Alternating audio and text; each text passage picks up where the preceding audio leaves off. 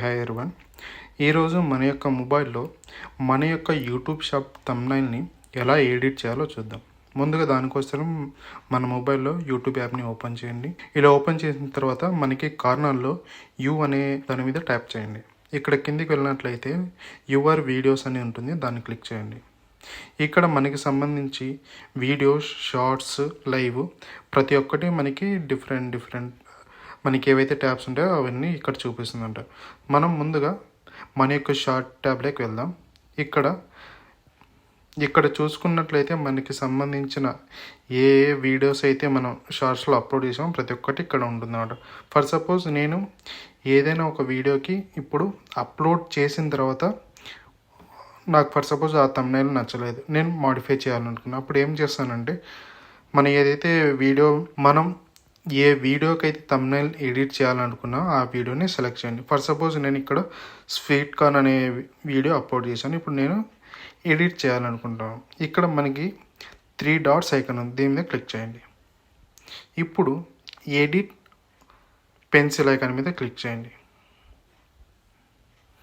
Next మనం thumbnail edit చేయాలి. ఇక్కడ చూసినట్లయితే మనకి ప్రజెంట్ ఒక థంబ్నెయిల్ ఉంది, దానితో పాటు మనకి ఒక పెన్సిల్ ఐకాన్ కనబడుతుంది, దీన్ని క్లిక్ చేయండి.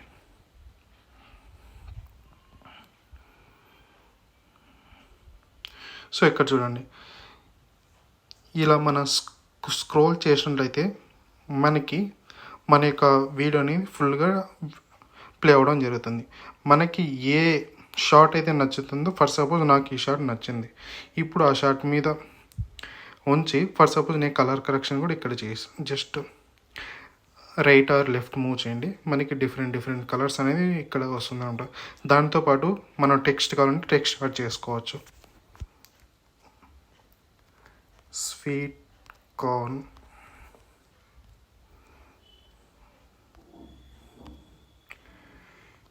యమ్మీ ఇలా యాడ్ చేసిన తర్వాత ఒకవేళ జూమ్ కావాలంటే జూమ్ చేసుకోండి.